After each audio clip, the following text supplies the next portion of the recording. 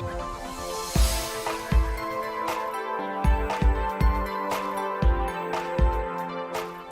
so we've pushed through a little bit on this, so if we talk about where we're to now. So what we've got here is the intake set in. Now we've sprayed, you can probably see down the end here, we've got normal flat white just sprayed in, and then we've got these front little edges put on. Okay, if we bring you down, you can probably see them in there like that. And these little gates that go on the front, each side and done. I don't know how well the camera will pick it up, but we've got silver on the back here for the actual compressor blades going into the start of the engine, and the same down the back, exactly the same thing. So we've done silver at the back. Now we're going to redo this a bit later on, so we've just done it silver for the moment to give us, so you can see the nozzles up there at the back of the engine as we go through. The other bits you can see along here, we've got in these actual bars, because we're going to have bars with the wings folded. Now if you weren't, you'd have to install the boxes onto here, pop those in both sides and on the other side, and then the wings actually fit into it like that. But as you said, personal choice, wings up, wings down. I'm going to have mine all folded up so it's a lot easier to sit on your shelf. Now, other little things we've got on with here, we've got the wing section, we've gone round, put them on, put the fences in, dead simple. End plates in, so we've got the wing fold in there, okay, and then obviously two halves together, and at the same time we've got here the actual ailerons that are going to go on the outside as well, which we're going to fit those afterwards, so we'll give them a bit of a push fit to get them in there, but I'm sure they will go in there without too much problem. So, a couple of little issues that we come across, we found on this one as we're working our way through. Engine sitting there, no problem at all. Just make sure you locate them in the tabs you've got down here at the bottom, and they sort of sit on the top and wobble around a bit. Keep them firm, just leave them to dry off and you'll be absolutely fine. Two things. First of all, when you put the fuselage top halves on, we've got this nasty hole you can see down here, which can be viewed from here. We can see straight out the outside, okay, which isn't exactly brilliant, because obviously, you know, if you are looking in the cockpit, we know we've got quite a chunky seat that's going to fit in here, but we're still going to be able to see down through that seat area and see the plastic areas showing through. So when we're looking like this, you will be able to see in there, and it's just a little bit tacky way of doing it. So, a couple of options to do with that. Sheet plasticard just in there to take care of it, or paint the inside of the intake as it fits along, and that's what we'll do. Now, as we were moving through and putting this together, these come along like this, and it's quite a nice fit here. Then we've got these intakes which come along and they're going to sit on. Now the trouble being, first thing, when you looked down these intakes, there's a bit of a gap. You can see it just down the bottom. To get around that, what I've actually done is just put a little bit of plasticard on the side, okay, and then fitted it in, and that takes care of that funny type of intake, because there is like a little slit down the side, okay, but if you don't do it, it looks straight into the open bit of the fuselage and really just doesn't look nice and looks a bit tacky. And for a simple little fix like that, job done. Okay, so what we can actually do now is begin to button this one up. So we've opened up all the holes necessary, so making sure, because obviously they're a bit of a nightmare to find afterwards. If you're having it on the stand, you have got this huge big one down the bottom, you'll need that one opened as well. But going through, just double check your actual kit, make sure it's all together and everything is happy. So when you come along, you put this down, okay, and you can glue it. Now the only thing you've actually got to worry about is this window section down here. Now there's a couple of things. You have got the clear part that will take care of this, which fits in, or you might want to elect to put in a little technique we do with crystal clear and build up a window that way. It's personal choice to do it. It's probably at the limit of what we can make a window out of crystal clear, which is basically putting PVA glue and letting it go clear in there. It's very, very big, and I think will be quite difficult to do, but trying to get the window in here and masked up I think might be a little bit of a problem. So if we see how it actually fits in, so we just use my little scissors and nip it out. Okay, so let's pop this off the sprue, keep that on the side, we just give it a tiniest clean up.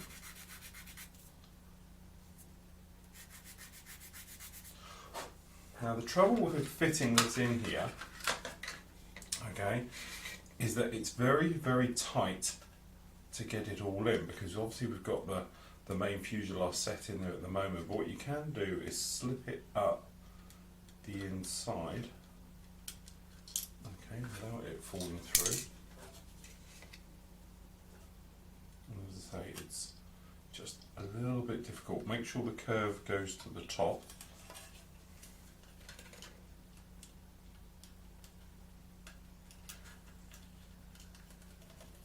So we're just going to put my finger up behind it and hold it in, so we've got it in like that.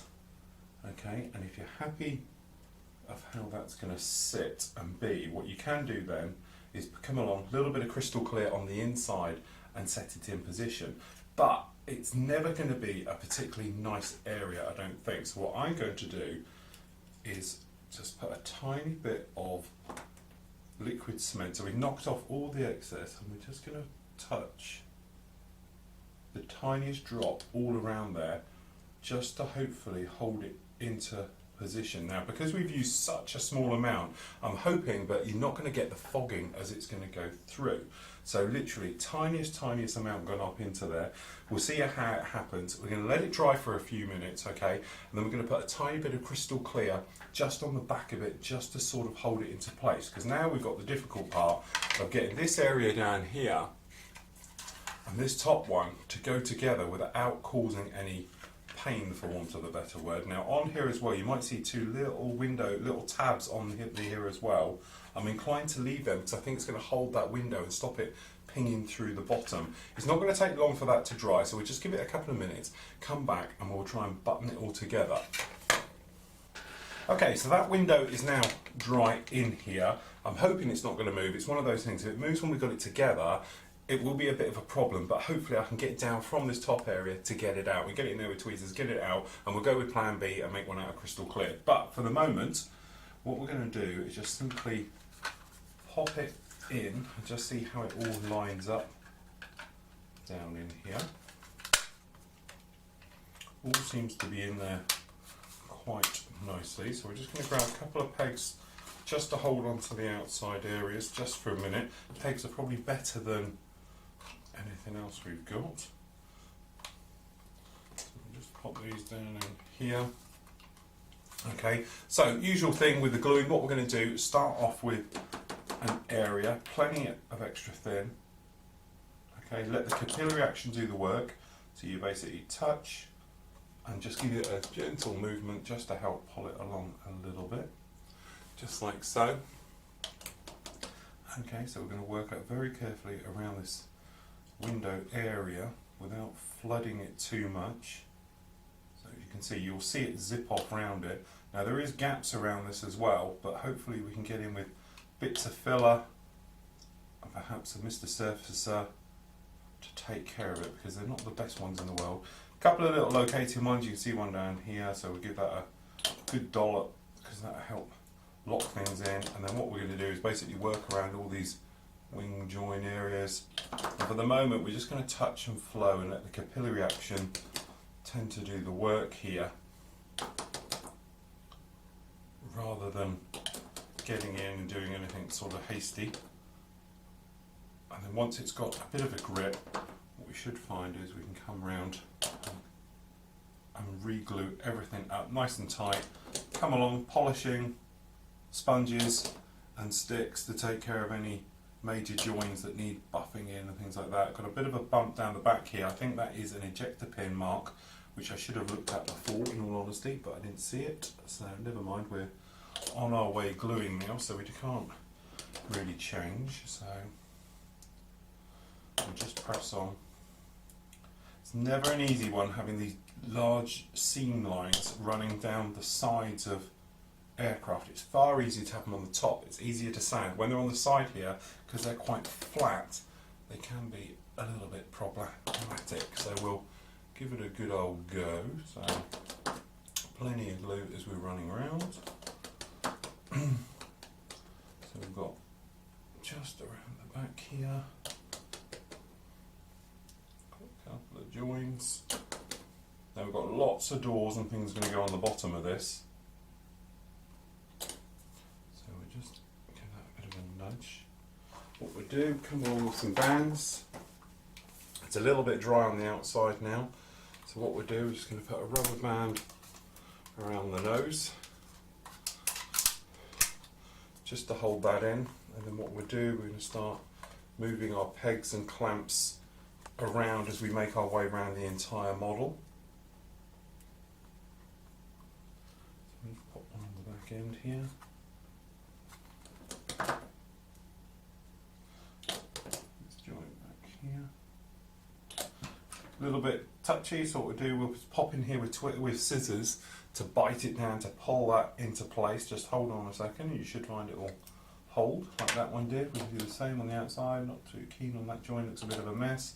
And with the scissors, basically it's just stopping you make a big thumbprint or something. And because it's hot action glue, it doesn't take long to go off. And just like that.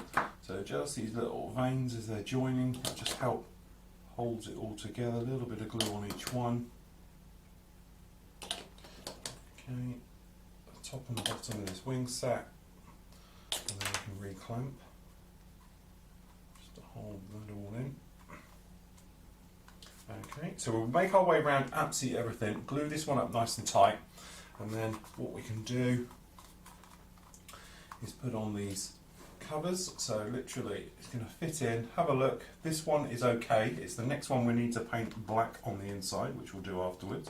So making sure the top half of this is perfectly in alignment, just like so, and then we can come in with our glue, making a nice join. Don't over glue it or anything else like that. See if I do the bottom, got to get in, so we've got a touch of glue first, and then we just nudge it down. All happy into position. Same on the other side.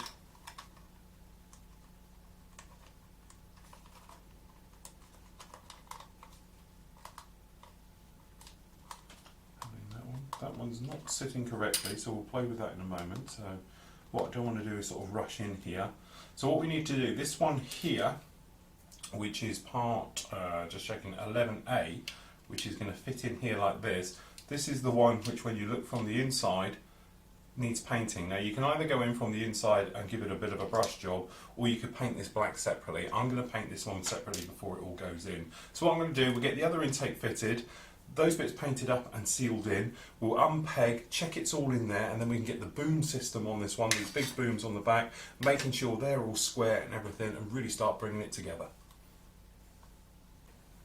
Okay, so now with the fuselage all buttoned up nicely in, we've installed this area down the front, which was that black one in there, and as I said, when you're looking down now into these intakes, they look about right. They're not perfect by any stretch of the imagination, but from our point of view, when you look in there, they're seamless, they all seem to work. Now if you wanted to, you could put FOD covers on them. By FOD, it's just those red covers that stop, you know, dodgy bits going down into the intake and ruining the engine. Now we've got nice joins everywhere, apart from down under here. You might be able to see we've got a line down here and a line on the other side.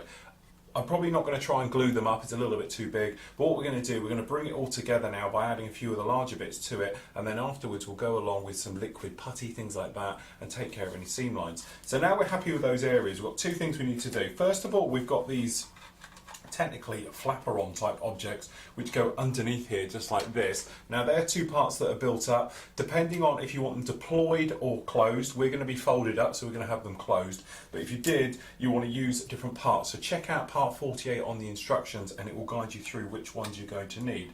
But from our point of view, ours just sit in there relatively straightforward and easy like that. Again, beautiful lines, pretty much no problem with that one settling in just like so. And on the other side, these go in. We've got a small gap at the back, but again, I'm not too worried about it. It's a flap. It's not probably going to shut totally flush and have no problems in there whatsoever. If you wanted to, you could sand off just a little bit at the back. So we're just going to take a bit off and see how well it actually fits.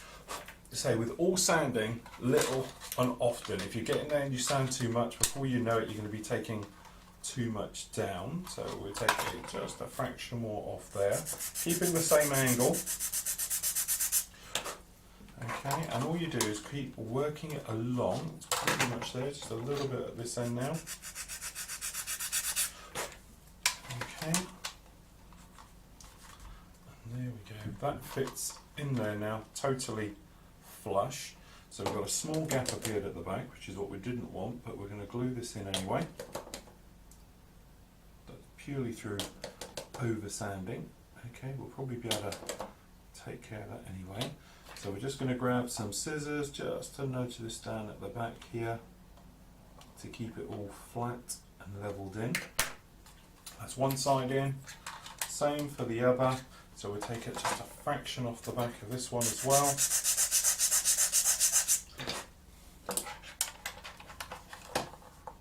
Fit it in, that was a nicer fit. So touch of glue, capillary reaction doing all the work.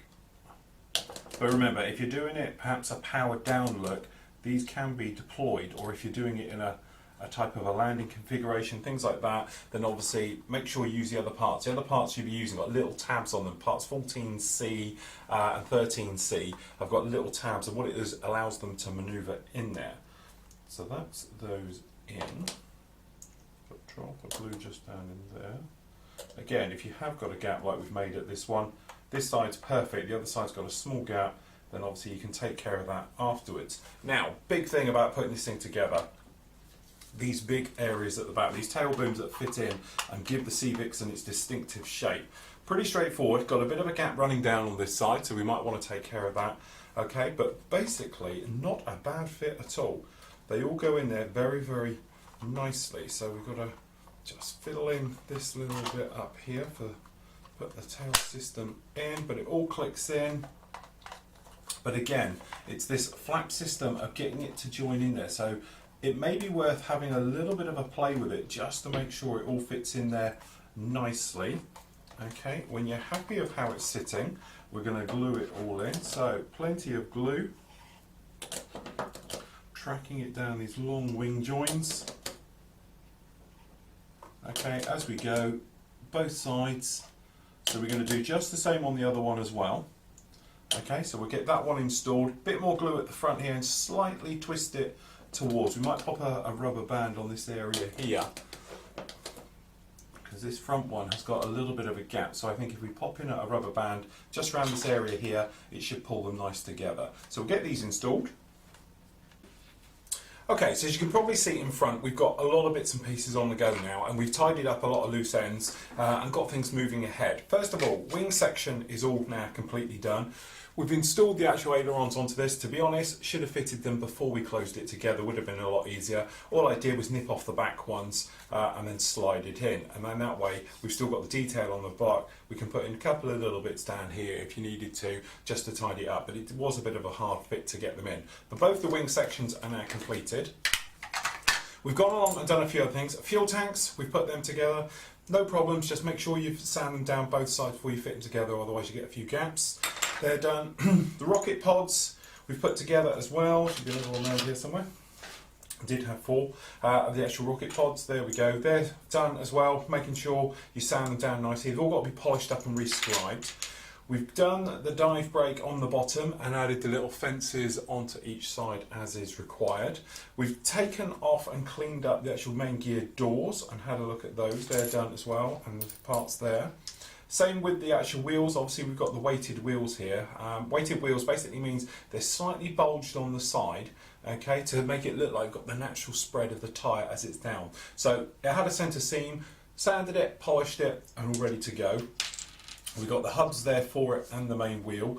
We've got the front gear assembly, very simple. You've got 1 pin, 1 goes down and 2 to the outside come through. Now the bar goes right the way across. What I do is I'll cut that out and then fit the actual main wheel in, but we'll do it afterwards, that way it's easier to paint. So we've got that one done. The main gear struts as well, they've got a slight centre seam running of them all over, so we've tidied those up, taken care of those. The actual main tailplane, if you like, which goes between the 2 booms. Very simple, sandwiched together, and you've got this outer one as well, which acts as like a little trim tab really for the main tail that goes on the back. Now this one is all together, so what you could do now is come along, which we'll do in a minute, and fit this in. So it literally just clicks in both sides, and then it is slightly movable like this. Okay, and you've got the trim tab afterwards. If you want to leave it as a loose fit and moving, by all means you could do so. I'm not going to glue it into position yet because it'll be easier to paint it afterwards and then fit it in as we go in. The booms went in very, very nicely. Just remember to give them a good squeeze down to make sure you get nice joints on there, but again, no real problems with that at all. Now you might see up at the front, looking up here, we've got a little bit of lead work going in there. It says 35 grams. I'm always a little bit wary with the measurements and things like that. When they say 35 grams, I always tend to overdo it. So I've got a good chunk of lead in the front, and I've chopped up some little bits of lead here, and then all we're going to do is feed it all in here, give it a shake. Okay, now you can use super glue to put this in, but the only trouble you find with super glue, two things. Sometimes it can react, okay, and when it reacts, it gets very, very hot, and when it gets hot, it can end up melting the side here. You get little lumps and bumps. So the easiest way I prefer to do it is just take a bit of PVA glue. So we're just making sure this goes down. Make sure you don't have anything higher than what you've got on the inside. I know I've got a bit of a gap in there, so we just fill up these little bits going around the edge. You can go in like that. I don't think we do that last bit, but I use PVA glue. Okay, and we're just going to give it a good dollop over the top, okay, just like that. And then what that will do, it will then sink in and sink down in between all those little bits that are down there. And then once it's sunk all the way through, it obviously dries and then gives you a firm. If you tend to use super glue, the other thing can happen is over time it dies and goes crusty, and then you get a little bit of knocking and things like that, and you can get rattling running around your model. So I tend to prefer to use a PVA cheap craft glue, but you can see it'll sit like there. Then if you grab yourself something like a Tamiya pot like this, you should be able to sit all that just in there, hold it in position and let it all totally dry. As soon as that's dried off and all gone hard, same with the lead front that's on there, we'll get it installed onto the front part here that sits in, and then what we're going to do, we're going to go around then with Mr. Surfacer and paint it down all the seam lines anywhere we've got some nasty joints. So we're going to do a little bit across the top here, and we'll give it a clean up afterwards when it's all totally dry. But for the minute, we'll let those bits all dry off, and then we can come back, get it installed, let those dry, wipe it around everywhere, and we can start thinking about working on the canopy area and getting the speed brake in and things like that.